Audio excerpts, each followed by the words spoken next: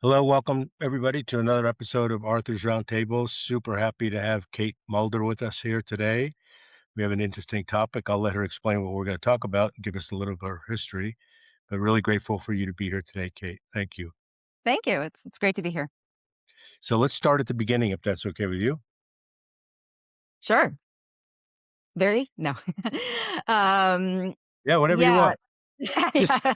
give everybody context. That's all. Yeah, And exactly. like I said, don't say anything don't want to get published. How about Understood. that? Yeah. Well, the topic for today is talking about how the role of human perception in decision making, advanced investments, etc., and how I got really fascinated about this topic and this skill, which is, I truly believe, a natural human ability that we evolve to sense and perceive more than what our eyes can see and what our logical mind can perceive. I have always been interested in the brain, the human brain. I studied biology and some neurobiology. My father was an education professor. I was heavily addicted to being the smartest girl in the room. I was really into studying, massing tons of information, and getting perfect grades, and all of that intellectual capacity was just an addiction of mine growing up, which wasn't a bad one to have. And I was also interested in the intelligence and communication of bottlenose dolphins and their brains and how those compared to Super cool humans. stuff. Yeah. Yeah, Yeah. super cool stuff. And it's an interesting metaphor that we'll probably get into on, how humans are a bit more like dolphins than we perceive, which is super great. But I did do cognitive and intelligence research on how they communicate, how they use their sonar, how they see the world, how their intelligence is. And so I had this interesting passion for the brain and the brain as it relates to biology and intelligence. I then actually went into the business world, into corporate sales and startups and things like that.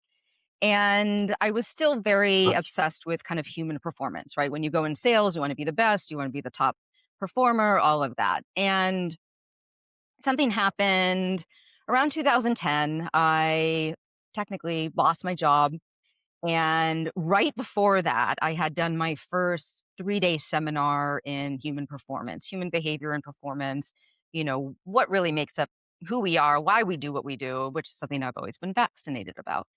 And there was a specific data point in that where we learned about how we make decisions and what's the root of our behaviors. And there was a specific data point that fascinated me, which was that we got different levels of our mind and our brain. And there's something about the conscious mind, which is the part that's like logical, analytical, the intellectual part of our mind. And I learned this data point that it's really a very small percentage of why we do what we do, why we behave the way we behave, and it only really processes 40 bits of information per second, right? And there are other parts of our brain and in our body that we evolved with that can process millions of bits of information per second.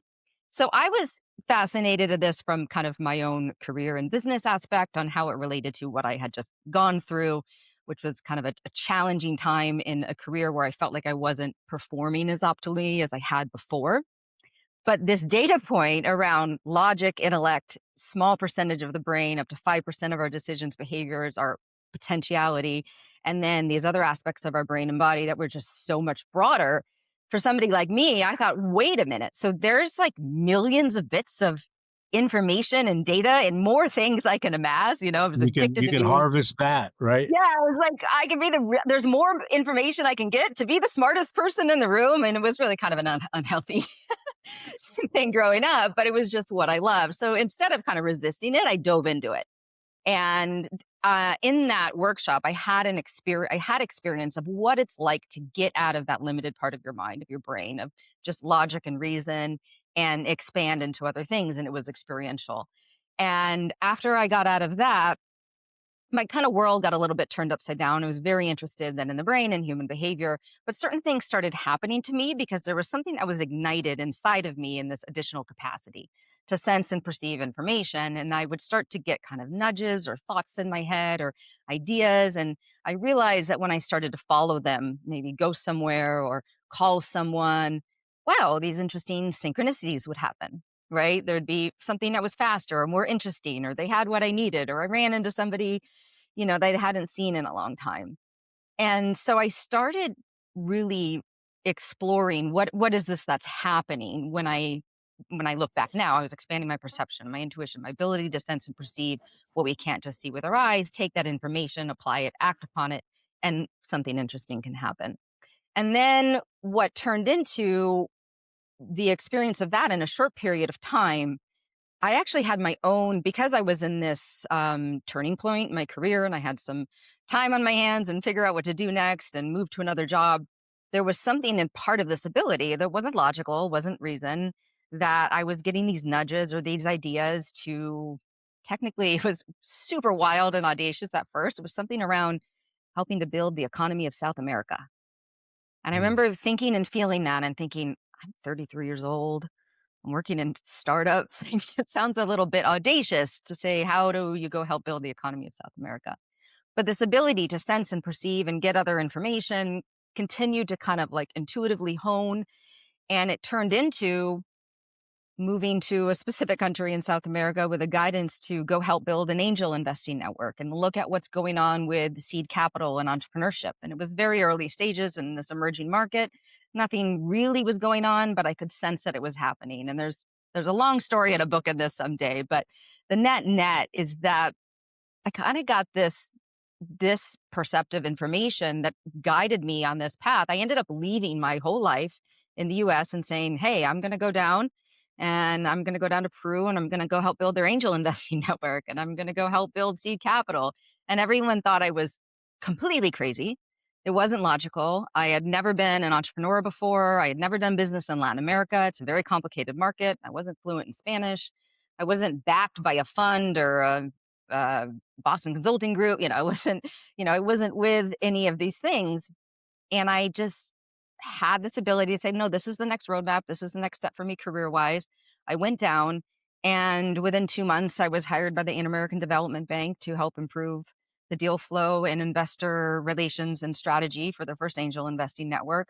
We created the first intra regional partnership between networks down there. We had the first co investment deal within 2 months. And then the other kind of a vision that I had that I wanted to complete was to also help teach entrepreneurial training to children in South America. And so after my consultancy ended with the Angel Network, that happened and we launched that down there. And so when things had started to happen after a couple years, when I came back, everyone was wondering, how the heck did this happen so fast? You've never done this before.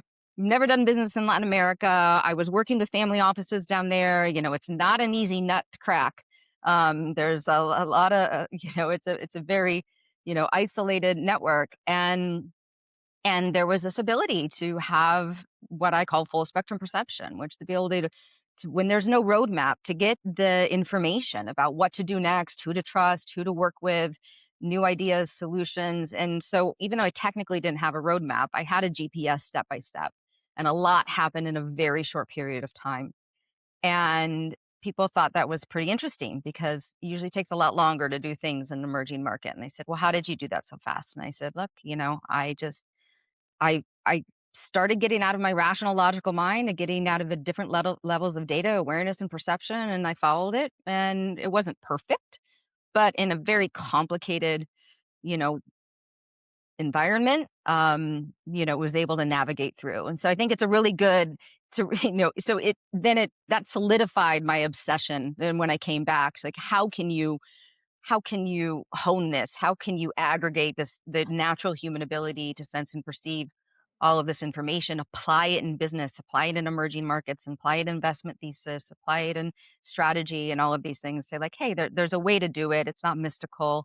It's not some mystical thing. It's really just physics. And we have the ability to sense and perceive more, and we can use it to our advantage and put it in a very practical, tangible way for everything from a startup founder to an investor to a manager to say like, hey, I'm going to be able to take another layer of data so I have a full 360-degree perception of what's going on, but also especially in times like now, right, where the water's a little murky and things are a little uncertain and and in chaos and uncertain environments, it's just a phenomenal added layer of intelligence. So it's kind of a long I don't story, but that's how it that that's happened. good that's a good story. So, uh, Yeah, I don't know when there hasn't been chaos, let's just say that, right?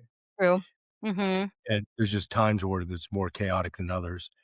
But if you don't mind, Kate, some people would argue what you're talking about is, called multiple things, right?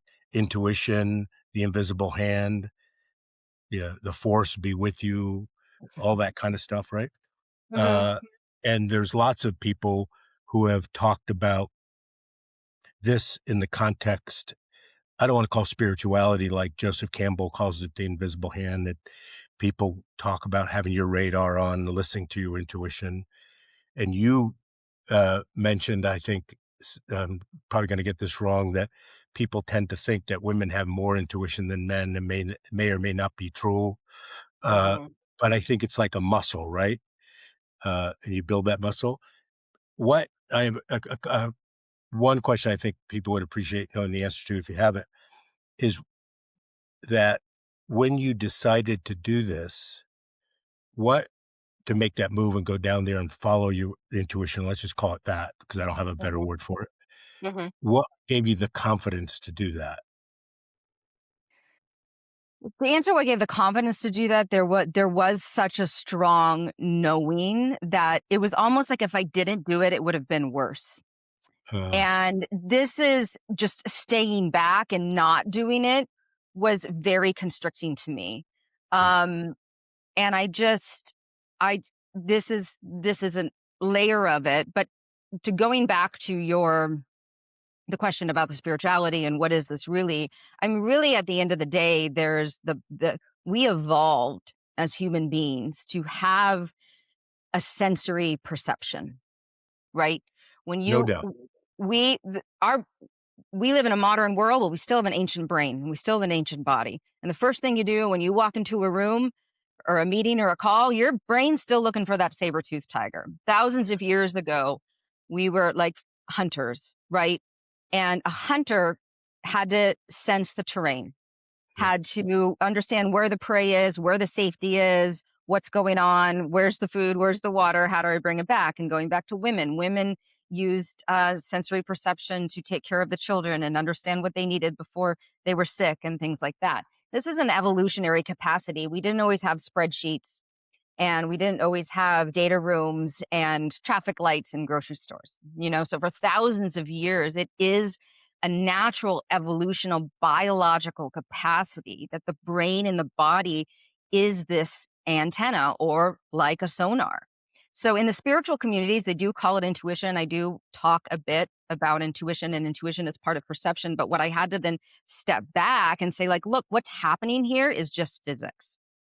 Mm. Our brain and our body was naturally evolved to navigate and sense and perceive the terrain around us. And the better we did that, those were the ones who survived. And we Survived, yeah. haven't changed that at all. So we're still naturally doing it. We have just so it's not mystical. It doesn't have to technically be, it really is like the dolphin with the sonar, that puts out a bunch of information, puts out a bunch of Frequency, yeah, frequencies. yeah. The water is murky. Maybe their eyes can't see it, but then it bounces back. Oh, there's a rock. There's our school of Mm, fish, yeah. right? We humans have a very similar capacity, and it really is just the same way that you and I are talking on a video, and you're in one state and I'm in another state, and there's instant information and information being passed and put into a full picture. Our brains don't sit there and say that's spiritual. Like, no, we just understand there's you know Physics, there's yeah, there's totally physics get happening right yeah, here when we yeah, turn on the radio. So it's really just going back to, okay, we have, it is a muscle. We have this naturally capacity. It's just we evolved, or we grew up in a society over the past couple hundred years that said we're gonna worship the rational mind. We're gonna worship intellect, logic, reason, and analysis. And it's not that any of that is bad. It's just a small sliver of the pie. And when we look to how we've been monitoring the electrical activity of our brain and our heart since the 1800s, right? true, yeah, This isn't anything weird. It's yeah. just being able to say, like, hey, what's actually happening here? And is there a layer of information, that's happening all the time? We're just shut off to a lot. So from the science of it, you can go to spirituality, but you can also just look at it just traditional physics. And then also as it relates to then how do I know what I know and what's right for me, even when it does seem a bit audacious? I mean, that's a very extreme example, but we're naturally always filtering those signals. And for me, there was something that was like, I call it like one of the things I do with people when I teach this to people, I call it a red light, green light, right? At the end of the day, every decision that we make, from what we eat to who we call to who we hire to who we work with to what email to send at what time, is thousands of micro decisions of yes, no, stop, go, true, false. 0 and 1, right? 0, yeah, true, yeah, good point, actually, I never really thought of that, right? You're And welcome. so Yeah, no problem. yeah, that is the 0 and the 1, and our body and our brain has evolved to pick up that for us, for our business, for our life, for our strategy, right? And so even if you are just, aware of how your body's picking up, it was like another signal layer, these hidden signals of what is my red light, stop, false, don't or wait. Red light can be wait Right. or green light and go. My green light was so strong. It was so strong and there was so much data. Look, a lot happened that fell into place. And what I think is so interesting is when you use this, and that's why I call it full spectrum perception and not necessarily intuition, even though intuition is part of it, because then you have to By explain what itself, yeah. intuition is and it goes back. You know, um, there you get faster solutions, more synchronicities, and you start to see like, oh, okay, something's happening here. There's a momentum of yeses and things happening. So for me, it was like this deep personal thing as well, but there was also all of these things that led up to it. That was a series of red light, green lights, and also ideas and information. Does that make sense? Yeah, yeah. So, Yeah. some people, it's a little woo-woo, but there are things like human design where, Mhm. it helps you analyze what type of person you are, and that's an overgeneralization. And s the outcome of some of that is it tends to validate. For example, it validated for me that I'd been doing things on my gut feeling for my entire life, and my human design suggests that I'm more apt to do that than some other human design. Have is the ability to harvest this information and take in those signals and build that muscle the same for everybody, or are more people, aside from just being open to it, right, and suggesting that it makes sense, are some people more apt to be able to build that muscle and take those signals than others? Yes and no. Um, from a true potentiality standpoint, the potential of this, there's no ceiling to the potential because in my perspective, it's a human trait, right? It's part of evolutionary biology. We all has it, humans. Going to your so let me layer that. It's for original equipment, it's there, right? Yeah, it's already there. Like it's just been dormant. Mhm. It's just been dormant. A good hunter, a good gatherer, right? Like it's just been dormant. But to answer your question, if you are, and we'll go back to the gut thing, is actually a point I want to talk about. It's not always great to listen to your gut, but I'll explain why. If you have built up a pattern recognition of what you're calling, okay, a gut feeling, and you're seeing a case study of how it has served you, right? You're still building your own, plus and minus P&L, red and black your subconscious and your conscious, like parts of your brain. You're naturally building a pattern recognition that you're trusting and you're seeing there's something that it served me. So maybe I'm more predispositioned to it, right? Because maybe I've trusted it That and makes followed sense. it more. Yep. Yeah. I have worked with people who don't even believe in any of this. There was a guy once that I was literally specifically in my own perception said, go to this location, sit at this chair, and move your 3 p.m. meeting to 4 that day, which I did. And because I ended up meeting somebody who was a CRO in a tech company, and he had been going through like he's like, well, what do you do? And I say, well, I help people use their perception, intuition, make better business decisions. He said, look, I don't believe in any of this. I think it's all BS. I don't meditate. He's like, but I am drowning in an M&A decision right now, and I haven't been able to sleep for months. so I'm willing to try anything. Do you have some time to work together today?" And I said, "Well, when can you work together?" He told me a time, and I said, "Well, it's a good thing I got my own notion that morning to move my Right. meeting later because then it opened up a slot for us to meet." Like, even starting that morning, it was, "Move your 3 p.m. meeting to 4." I did, and I met him. And I didn't give I all I did was what I like to do is walk people through exercises because it's experiential, because we naturally have this ability. So I didn't say anything, I didn't ask anything. I walked him through very specific exercises as it related to this M&A deal. And he was so natural. He was able to uncover certain red flags and risks about how the deal was constructed, kind of find a better strategy for some aspects of the investors. He was able to look at it holistically and how it was affecting his family or the future of his family. And all I was doing was just being the trainer and the facilitator and guiding him through. He had never done anything. He had never even meditated in his life. And meditation does help with this, but it's not the only way to, enhance your perception. And by the end of it was literally by the end of the time, he looked at me and he said, "I know exactly what to do. The 5,000-pound gorilla is off my chest, and I know exactly what to do, and thank you." And I was just like, "Look, it was there." He was one of the most natural. He was so good at it, right? And so it's just a dormancy, So are some people more conditioned to use it because somebody like yourself has maybe been a bit more in touch with it, or um, some of it has to do with how we kind of get out of our head and into our feeling body, and not our feelings, because our feelings can be wrong and distracting, but what we're sensing and perceiving, how we grew up with that, etc. So some people are more predisposition to it. Some people have never done it, but can be amazing at it. And then there's a lot of people in between that are, because we haven't been taught it as a skill in society, in school. So we're kind of flying blind, right, with the ability and the skill set.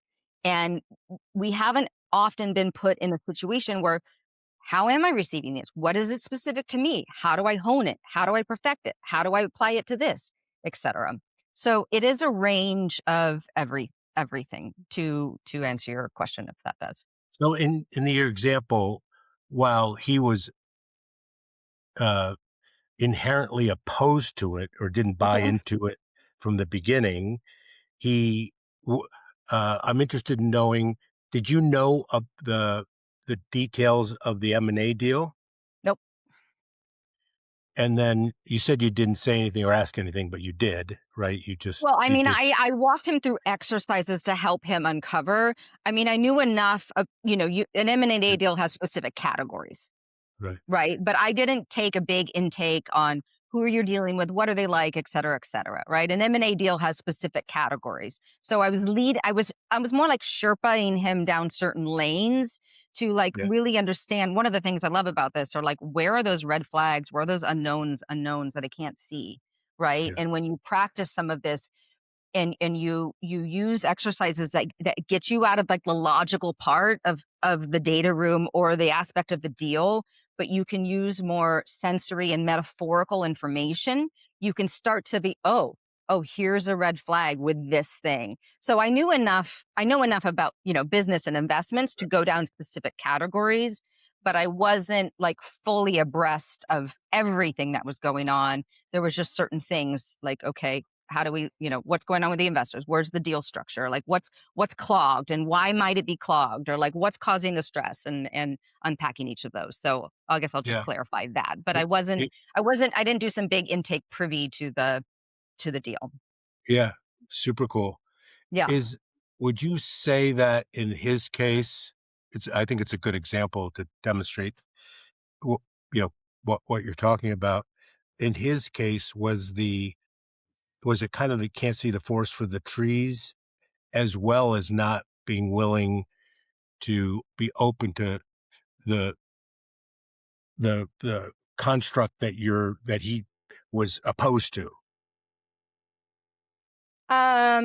You're asking, like, I'm Yeah, sorry, was he just so involved in the deal that he couldn't see these things, and he needed a catalyst to open for up sure. not only his view intellectually of it, but open up the vibrations that he wasn't taking in. Partially, yeah, because what happens when we start to overthink, right? We narrow our perception. When we're in stress, we're in chaos, when we overthink. And again, the analytical part of the mind is about 5% of the full capacity. What I like to explain when we use what I call full spectrum perception, right? The ability to sense and perceive what we don't see with our eyes, right? Just because we don't see the gamma wave or the radio wave doesn't mean our food doesn't get cooked, right? It's like in business and in the decisions. When we're in our conscious mind, the limited part of our analytical and thinking aspect, again, not bad, just partial. It's like we're in a maze and we've got the 20-foot ceilings in the maze, and we know we need to get to the other side of the maze.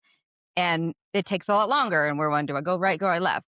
When you expand your perception, your brain, your body, your awareness to the full capacity of what it's able to do, it's like getting in a helicopter and going on top of the maze and being able to look down. So, yes, you're kind of out of the forest from the trees a little bit, but you're expanding the data set, and you're looking down at the path, and there's more information, more data that's able to come in.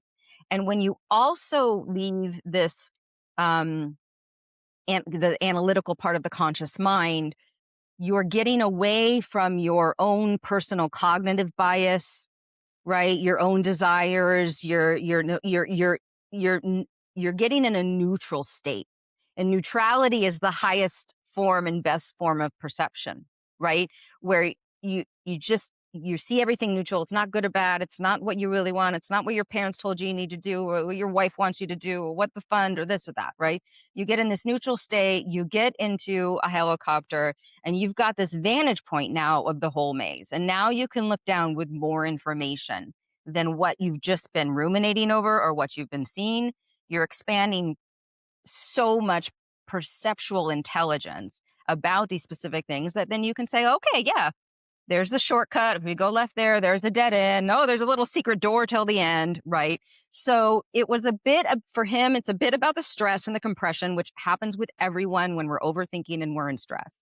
And then it's just then also the ability to just kind of pop that thing open that probably isn't open for a lot of people, and using that, like, all those layers of data, all those layers of signal, all those layers of intelligence from a neutral state, and choosing from there and being able to see more from there. So, is this hard to do? I don't think it's hard. I mean, everyone has it's like with anything. If do you play tennis? Yes. Yeah, okay. Or if you want to start a new skill, right? It's anything like where some people are just more natural at it and some people um are, takes a Natural little bit more ability. Yeah. natural ability, I don't think it's hard. And when I work with people, all right, well, if there's a little bit of, because sometimes you need to might clear little blocks or whatever, but it what happens, it turns into being fun. Sounds I like it'll think be fun. yeah, Yeah. it starts a shift of, like, it starts to shift into being fun, and then that's actually a good example of, um, when you get into a higher perceptive state where you're expanding your brain, your multisensory awareness capacity to sense and perceive, millions of bits of invisible information. Again, the kind of tighter, more compressed you are, the harder it is, and having fun and being lighter opens that up a little bit more. So it's not necessarily hard. Some people, like with any skill, pick it up. They might have just a better affinity for it, and some people don't. But I think the key is it's always practice, right? I can teach you how to do the perfect biceps curl, right? But if you want to look like Arnold Schwarzenegger, you got to go to the gym. You got to go do these repetitions. And what Yeah. I like to do with people is, like, at the end of the day, be a trainer and say, here are your different exercises. Here's how you hone it. You got to practice, practice, practice, practice. And there's a couple things you do when you practice. You first learn how you're receiving the information. People might sense things or hear things or see things, or everyone's different. Like, where is my signature? And once you know your signature, your own unique way of how your brain and your body and your physiology perceives these unknown unknowns, when you know your unique signature of what to look for you, because for you it's different for me than different than every single person watching here, then it becomes a lot easier. The challenge is a lot of, like I said, a lot of people are trying to do these type of things, but they're flying blind. There's not like a framework, and they don't know how they're receiving the information. And this is why I say, don't always listen to your gut. So why does somebody who teaches us say, don't listen to your gut? Well, that's not where everyone receives that communication, Good right? point. And When people say, listen to your, just follow your gut. Well, okay, they mean well. And what they're usually talking about is that some people, not everyone, when something's off, right? It's a red flag. I don't feel right about this person or this deal or this situation. They might feel a tightness in their stomach, right? mm, That's usually what people say when listen to your gut, because some people feel this thing in their stomach, right? They feel like, not everyone's that way. yeah, When your silent alarm signal, that red light, not isn't in the gut for everyone. Some you might hear something, you might see something. I know somebody that her red light signal is literally a bad taste in her mouth. She literally she's like, I taste copper, and that's what I what a know. Not metaphor that you turned out to be, right? It was like know, probably real it, and turned into a metaphor, right? yeah. So it gets a lot easier once you know your own framework. Kind of like where you're saying human design, right? Human design is another layer of data about who I am and how I respond as a person. Now I have a framework. And when you have a framework on how you're receiving all of this invisible information, who to trust, when to move, where to go, who to call, is this the right fit, what's going on with the supply chain, et cetera, right? When you have that framework of, oh, here's my thing, here's how I receive it, and then you practice it and apply it.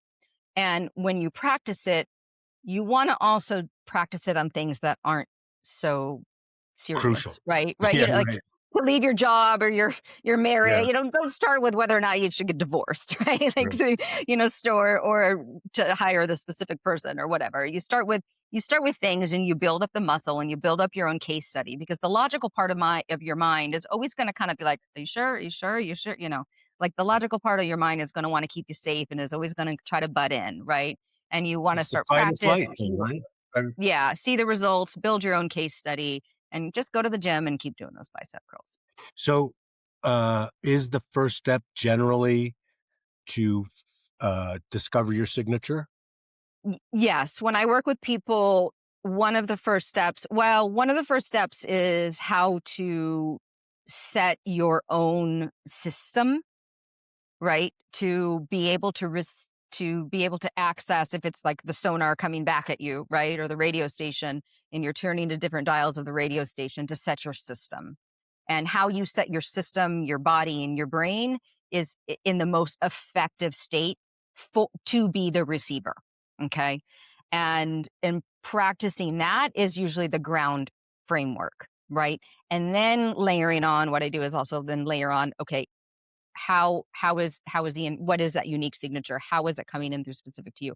And that can happen in a short period of time where you start to, but it can also change over time and you want to keep monitoring it. So it's setting your state because when you're stressed, when you're in panic, when you're in fear, um, when you're in your own judgment, right, of a Distress. situation Yeah, and, yeah.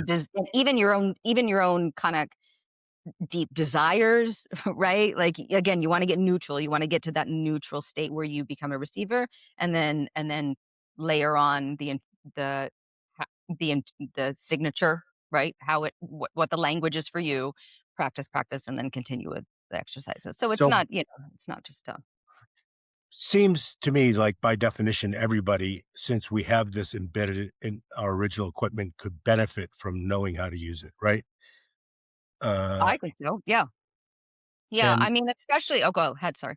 no, I was just gonna. I don't want you to give away the secret sauce because you're commercializing this, and so, uh, you know, is your business around doing this for people who are investing in a founder, and you go in and see what the founder's all about, or are you going and helping the investor become a better investor by building this muscle, or both?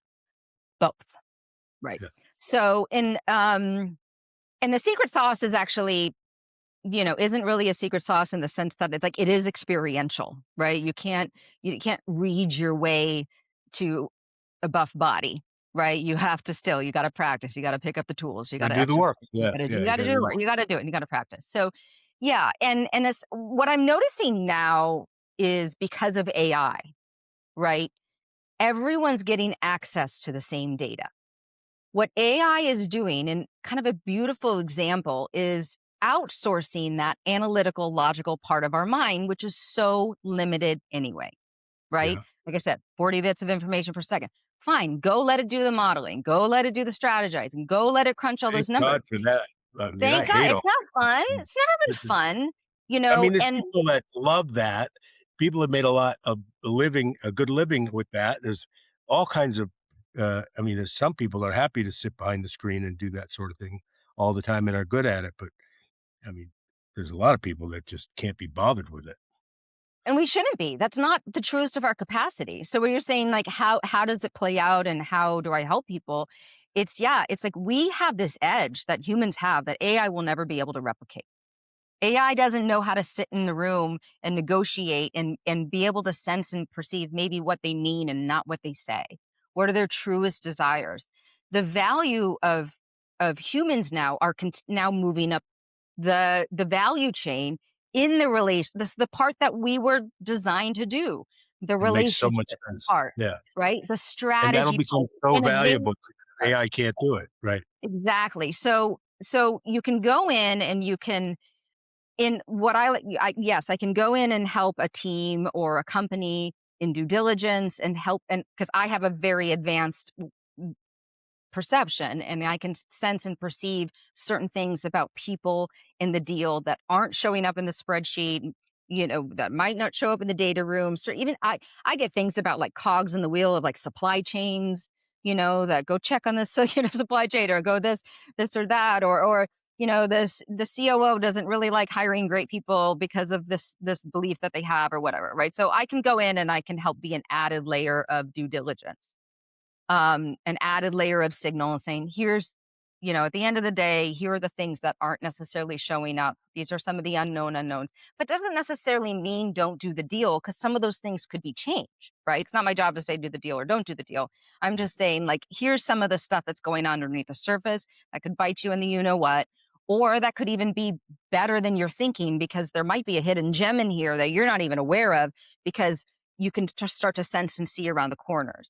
But my passion is also training people to just unlock this natural ability across teams, across diligence teams, across management teams, founders, etc. Because when you take this ability to sense and perceive the red flags before they get expensive, to know who to hire, who to trust, maybe what's happening around the corner, um, to have better solutions to problems. Because also, when you get out of your conscious mind in this expanded perception, you get access to more solutions, you get access to more innovations, you get faster, better ideas, right?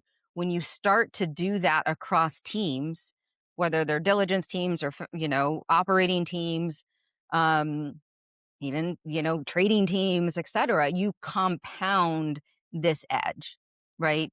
And even Jensen Huang spoke to this recently, about and it was just so funny because I'm like, I've been saying this for years. So it's kind of nice to see the head of NVIDIA say, like, look, the smartest people in my world right now are the people who can see around corners, who can use their intuition and conceive, because the data is being commoditized and we have access to all the data. And the data is only fed the data is only what it's fed, what it can model. And I truly also believe we are in this kind of shift of economics and business, and there's things are moving really really fast, No so doubt. to Really use our fast. ability, like, we're not where we're going isn't really where we have been. I mean, I truly believe where we're headed is not where we have been.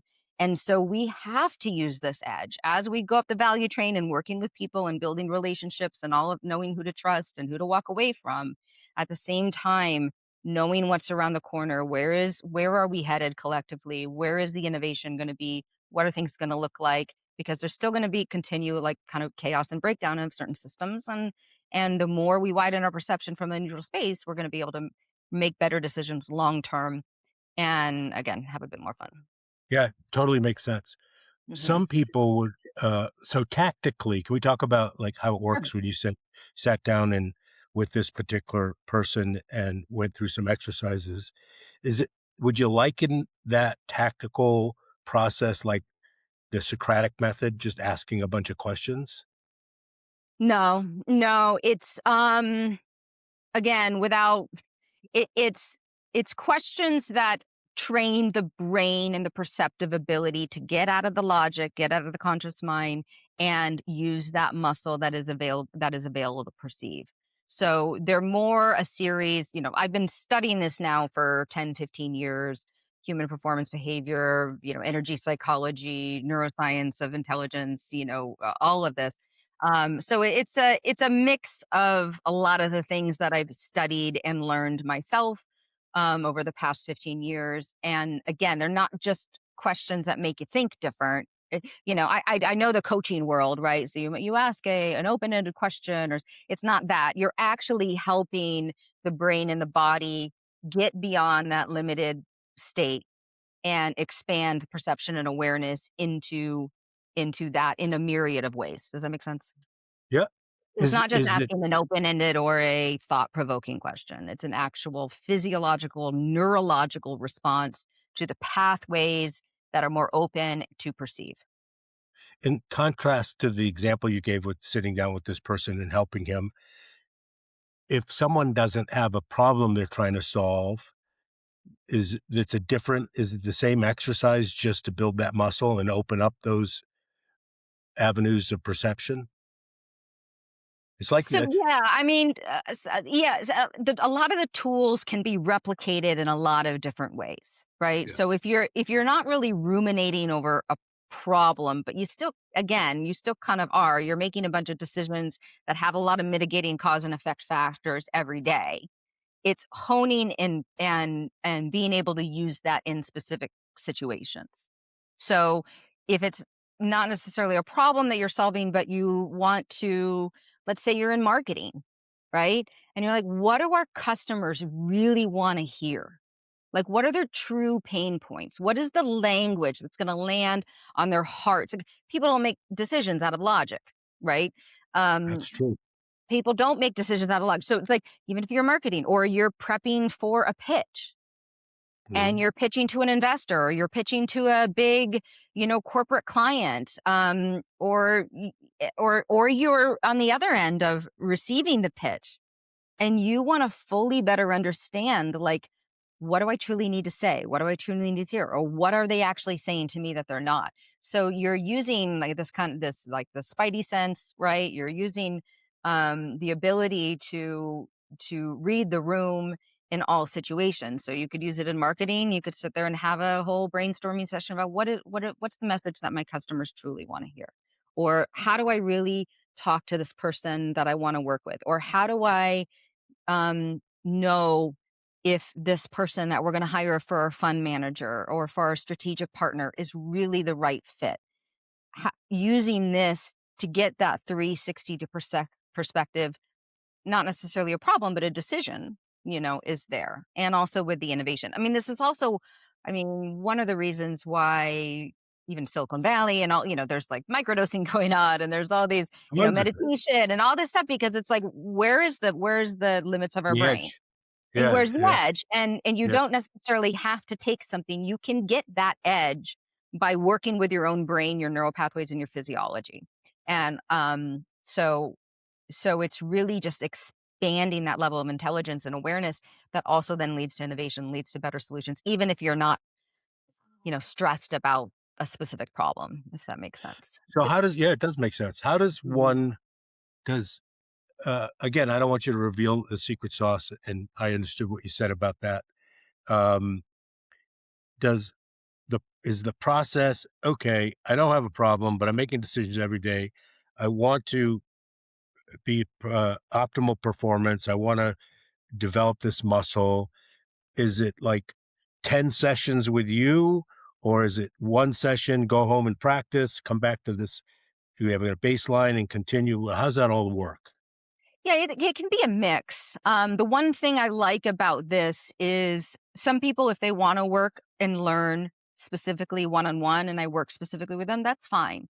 But and that's great. But this is also, and then that can be, we do an hour, go home, practice, come back. But this is also a scalable, trainable skill to do across teams, right? So I can come in, do like a 1.5 hour primer on like the theory, right? Of like these things that you need to know. Here's what the skill set's about, et cetera, et cetera.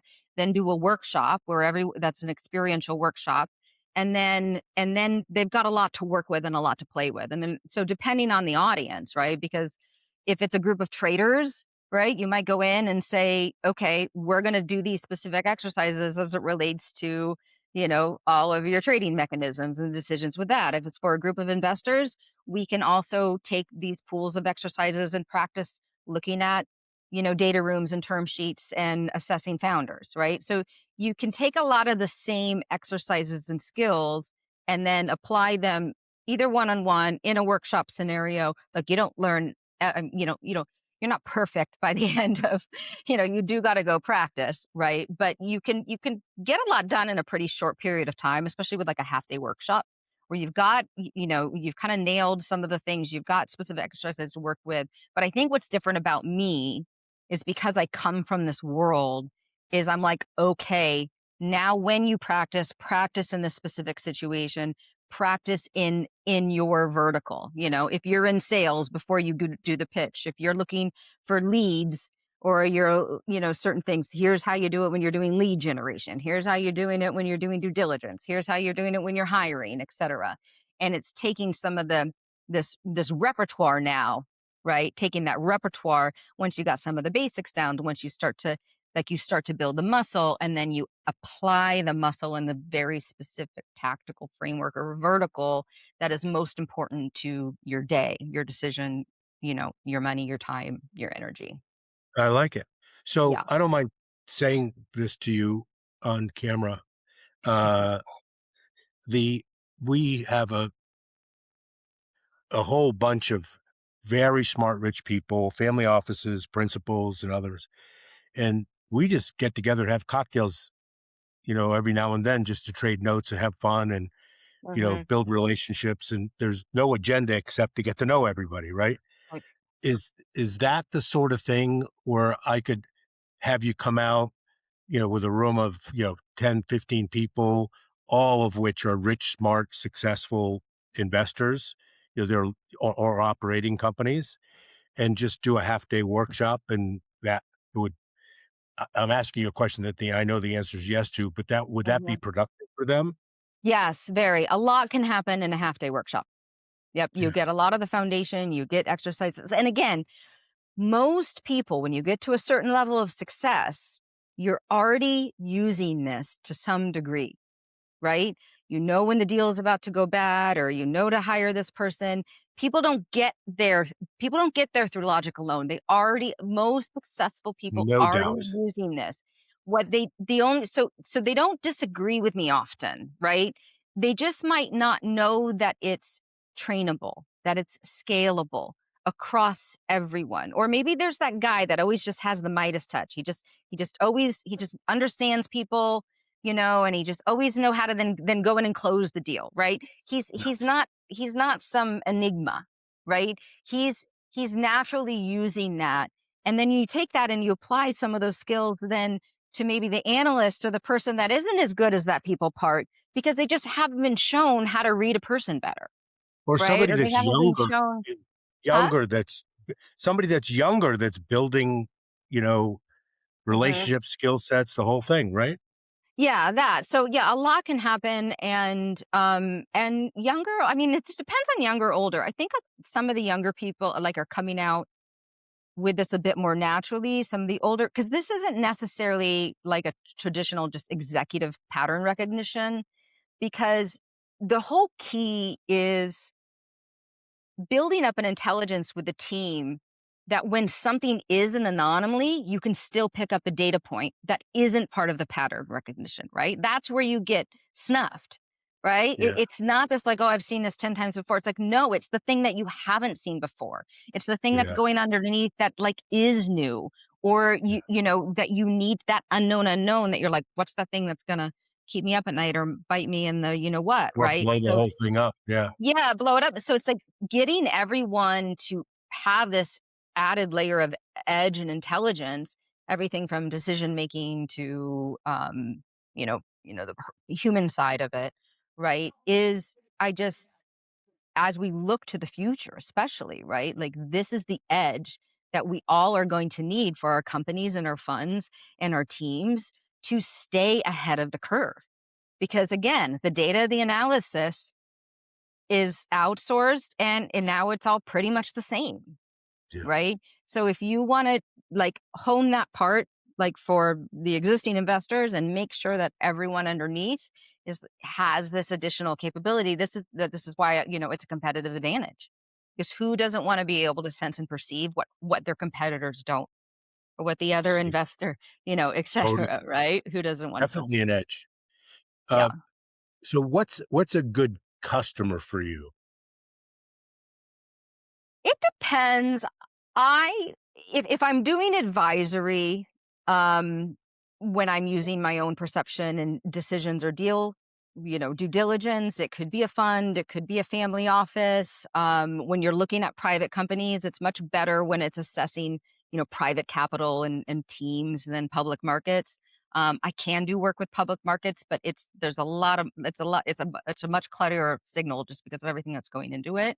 Um, and then, yeah, I mean, I think just because I'm just so passionate about allocating capital to the best ideas, the best solutions, and the best return, I love that cycle, right? And I think it's a fascinating cycle. So I really like to work with funds and teams and say to the investors and be like, look, okay, we can have this added layer if you're looking at, certain deals and private capital placements, and then we can go in and train portfolio companies so that your investment is protected. I truly believe and know that IRR is downstream from this level of information. It's not only downstream from what you're not seeing in due diligence, but it's also downstream on how the people that you work with are making decisions, how they're acting, how they handle, crisis and stress and hiring the right people.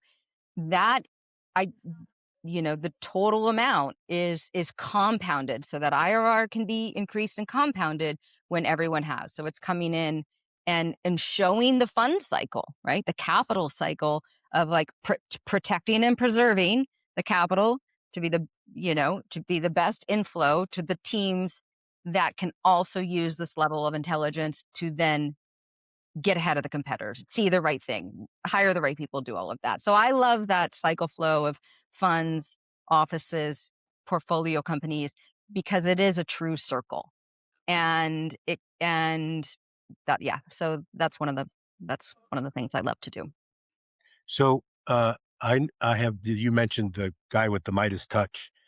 I have friends of mine that they can't do anything wrong. I mean, it's just and and I don't really know, except for maybe a couple of them, how they, make what their decision-making process is.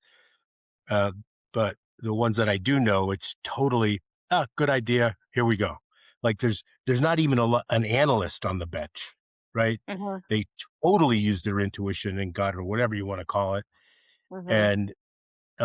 and I'm not saying it's right or wrong or anything, but then there's a whole group of people that are on the other end of the spectrum that have analysis paralysis, don't make any decisions because they need to have all the lights green.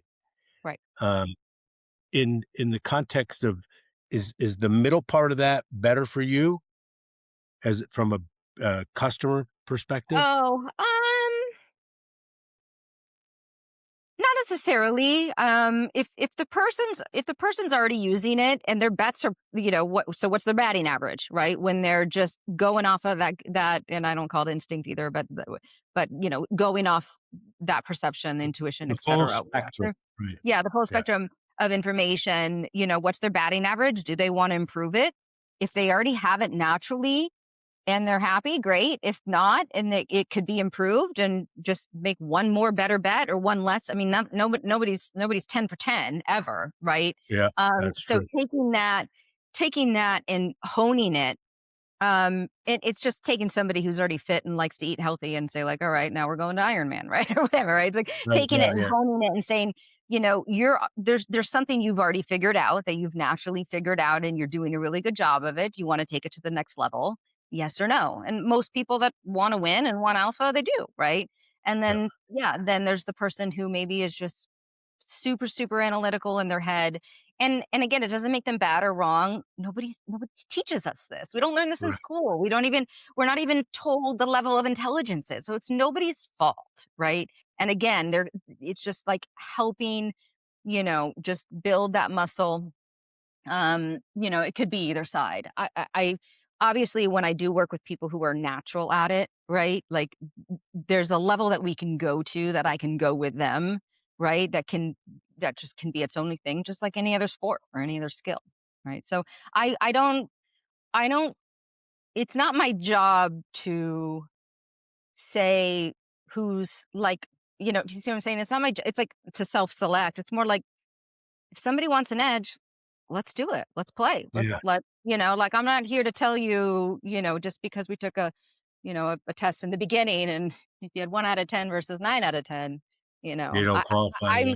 I like working with people who are like, yeah, who want to win, who want the edge, but also understand, um, it's not just about that because there's so many other things that come into play, right? Than the number, right? And the typically people who understand that there's a behavioral aspect or a little bit of, behavioral finance and that kind of thing, it's just a bit more of a natural fit, but could go either way. So is this, I think you mentioned earlier that, for example, if you came in uh, to a company that had a bunch of staff and helped the principal get that edge, can you teach somebody in that organization to then teach it to everybody else?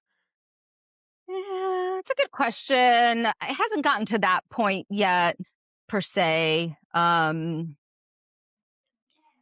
Would I love for it to get to a point where, like, you have that kind of funnel approach and, like, I haven't scaled it to that kind of like the train the trainer type model Yeah. personally. I haven't scaled it yet to a train the trainer model type thing. Not to say that that couldn't happen. Ooh, I just lost your sound. Did your battery die on your mic?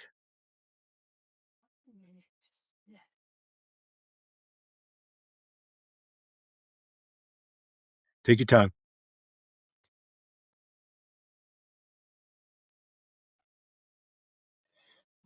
So on the screen, it shows that the microphone. Say something now. Nope.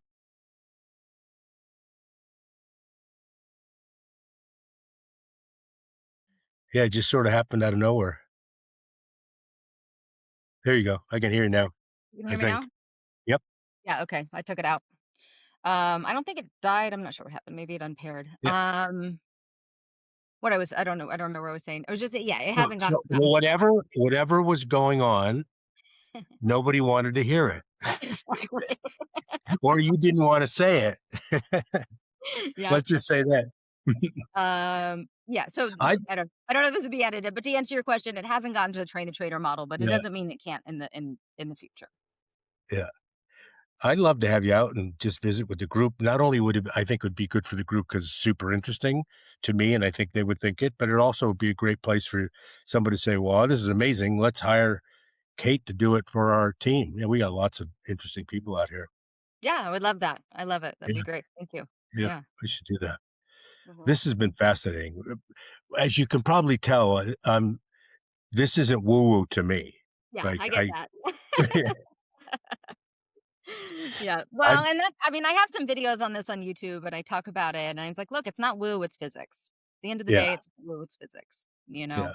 And if you want to just layer it to that, I was it was almost like I was taught this in one world and then I learned the science behind it and then now I can teach the science about what it truly is, if that makes Yeah, it's sense. fascinating. Yeah, Yeah. yeah. Yeah, and So oh, go ahead. no, I was just gonna say I have a performance record that is anecdotal and somewhat empirical because I can't tell you how many times I've had some massive failures and some massive successes. Let's just Mhm, talk about context and business. And I'm ahead, right? So, which is mhm, good. Uh, but I can go and have hundreds of examples where for whatever reason, my intuition or whatever you want to call it, whatever signals I was getting Mhm, was saying, nope, not that, or yes, that. And they've been really accurate. Like, mhm. and so I count on that regularly. Uh, so Yeah, yeah, and I think that's what's exciting is when there's that level of, okay, that's like, I've got a like, what I call red light, green light, right? I've got that yes, no, stop, go, true, false. And then you can start to layer and have some really fun with it, right? Then it's like, well, I use an example of, years ago when I was dealing with this whole big vision of mine, and a voice in my head came to call a specific person. And I was like, call that person. Like, I haven't spoken to that person in 5 years.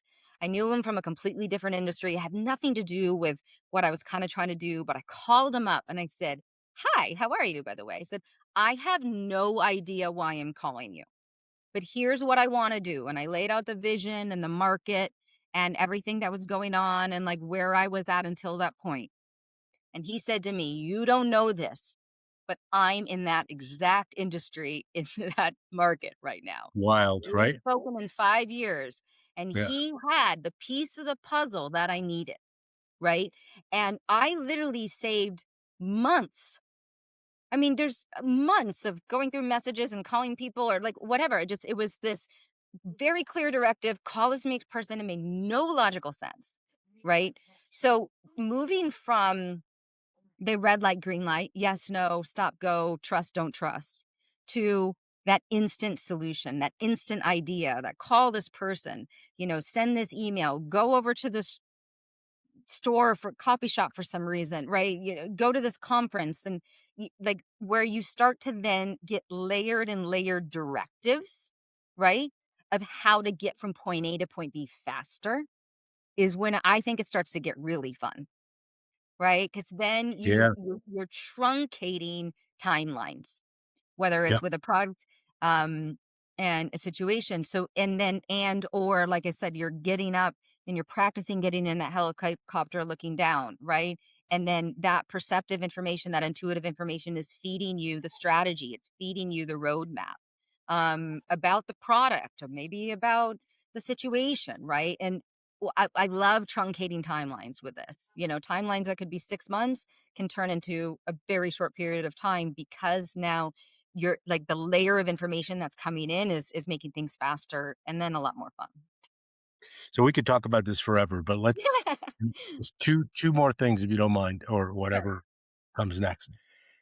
Some people would argue that that thing that came into your head was might not be physics with your signals telling you that. It might just be the universe delivering you a message, whatever Mhm, that is. Like mhm, like I'm not religious at all.